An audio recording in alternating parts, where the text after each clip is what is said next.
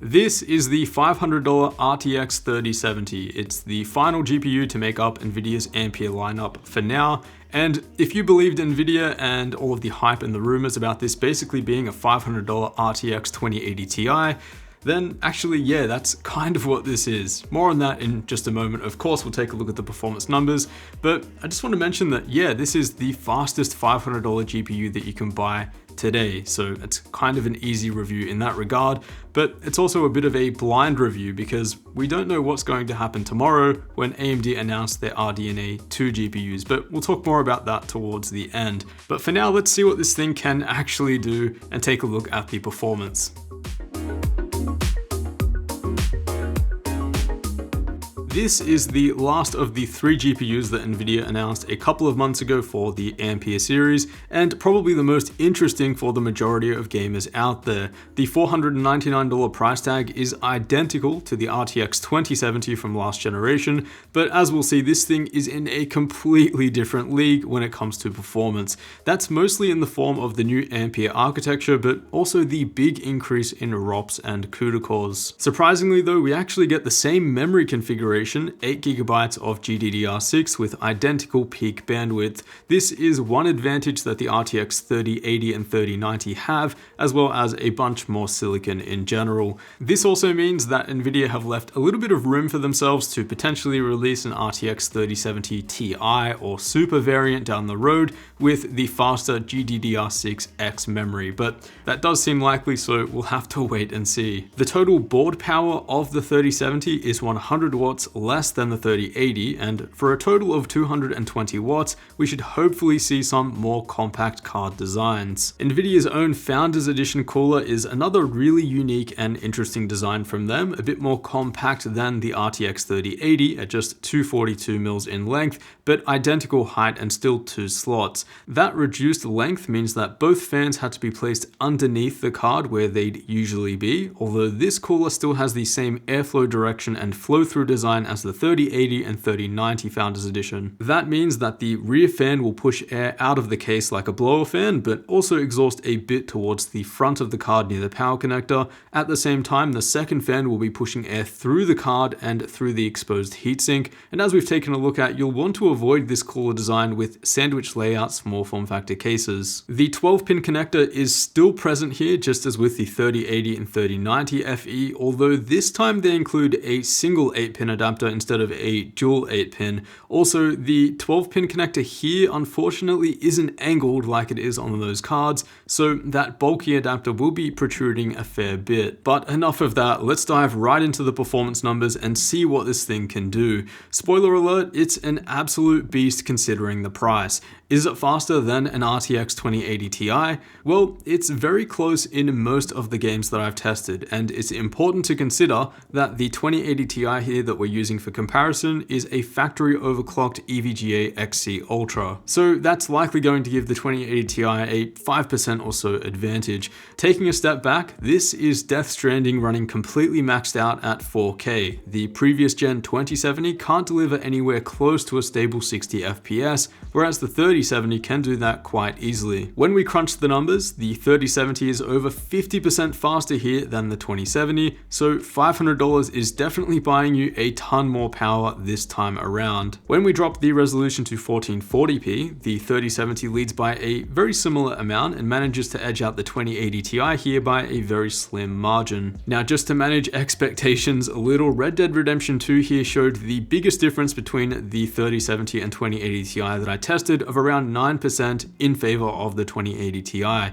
Again, once you factor in that the Founders Edition 3070 isn't factory OC'd like the 2080 Ti here is, a real apples to apples comparison would probably close this margin close to 3 to 5%. Now, for those who aren't aware, this comparison might seem a bit odd, but the reason I'm showing it is to test NVIDIA's own claims that the 3070 is as fast or even faster than a 2080 Ti. Not that these GPUs are comparable on any other level, especially actually price. The 2080 Ti was upwards of a $1,200 card, so anywhere near close to that for $500 is extremely solid. Now at 4K with a fairly demanding list of settings, you're looking at an average frame rate here of around 60, which for the 2070 to achieve that result, you'd really need to compromise on the visual quality in this game quite a bit. So this is definitely a 4K capable gaming GPU, but high refresh rate 1440p is where I think this card shines the best. No doubt though, you could definitely stretch the settings here to make this easily playable at 4K. For those wondering how close the 3070 is to the 3080, which costs $200 US more,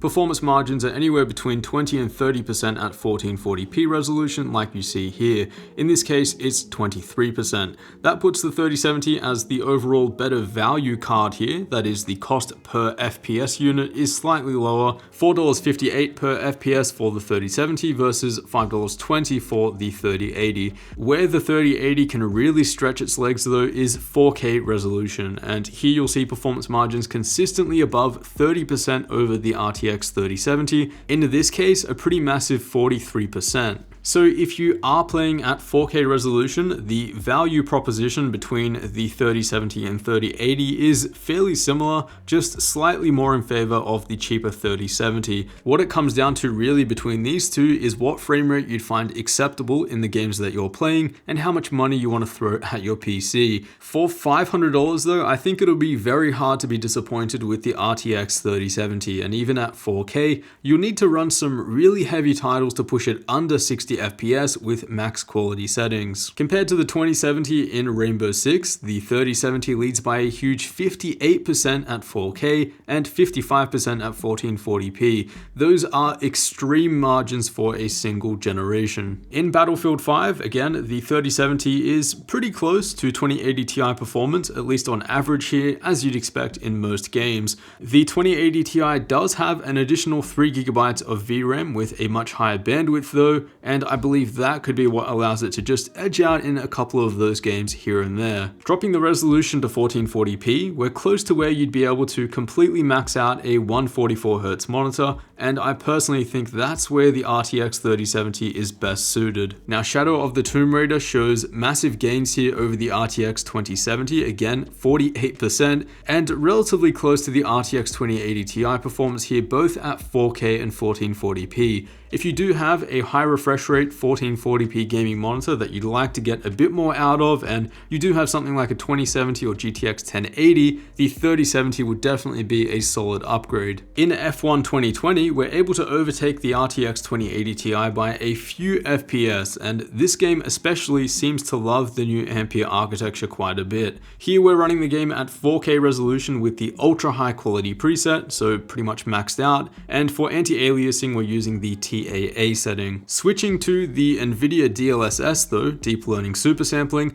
both GPUs enjoy a fairly decent frame rate boost, so despite the 3070 not having anywhere near as many tensor cores and RT cores as the 2080 Ti, the frame rate gains that DLSS has to offer are still very respectable. At 1440p we are able to edge out the 2080 Ti again, here that's by around 4% on average FPS for around $700 less. Now looking at full RTX performance in Control at 1440p, that's with ray tracing effects set to high and DLSS rendering resolution set to 2/3, the 3070 is able to play extremely confidently here, just slightly behind the 2080 Ti. The 2070 on the other hand isn't enjoying this experience at all, with average frame rate just a hair below 50 FPS. Now when looking at the RTX off versus RTX on performance scaling between this handful of RTX GPUs, the scaling looks pretty similar between all of them. Here we're basically just seeing how well do all of these cards handle the RTX effects in this game, and most cards here drop a couple of percent of frame rate except for the 2080 for some reason, which seems to gain a couple of percent.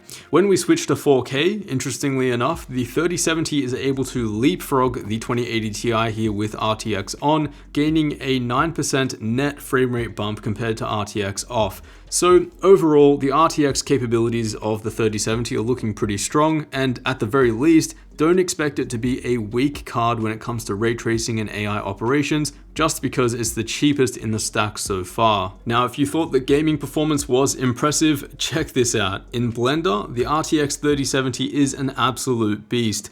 In this fairly short render scene, it's able to beat the 2080 Ti by 19% and the 2070 by 81%. When we bump up the resolution and sample count, those margins grow even further by a lot. So for 3D artists out there, the 3070 is really just an absolute steal. Using NVIDIA's optics renderer as opposed to CUDA, the margins look quite similar to before, but as a whole, we're able to cut our render time across the board by around 30 to 40% depending on the GPU. Performance in V-Ray as well is just as impressive. Performance here is a solid leap over the $1,200 2080 Ti from last generation. Again, just mind-blowing performance here for the price. When it comes to video editing, performance was close to the 2080 Ti, but not quite on par in DaVinci Resolve Studio, but still very respectable performance as a whole. Render times were only 13% faster than the RTX 2070 here, and I believe that's due to both cards having identical memory configurations. Same story when it comes to video stabilization. Decent performance here as a whole, but not a serious upgrade over the 2070. If you're currently editing with a 10 series GPU, however, even something like a GTX 1080, as you can see, that would be a solid upgrade. Now, when it comes to clock speed, expect slightly higher clocks than the 3080 and 3090. The Founders Edition 3070 here eventually settled to 1920 MHz. I haven't attempted to overclock the card just yet, but I will be doing that very soon with some aftermarket cards as well from board partners. The compact cooler is also an excellent pair here. Thermals topped out at just 70 degrees C with both fans leveling out to a fairly quiet 1600 RPM.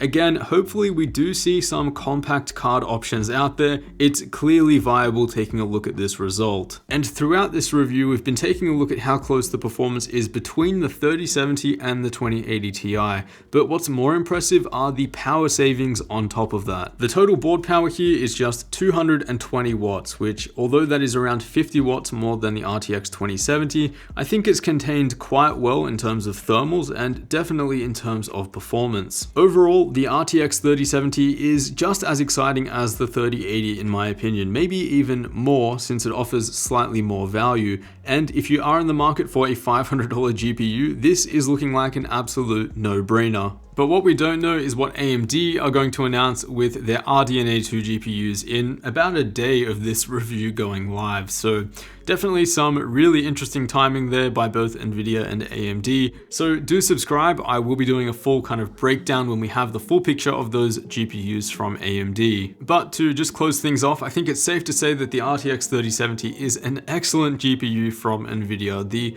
price to performance here is simply insane. For $500, you're basically getting a graphics card that can confidently play 4K 60 in most games, completely maxed out. So it's going to be interesting to see what AMD delivers in a couple of days. Until then, a huge thanks for watching, and I'll see you all in the next one.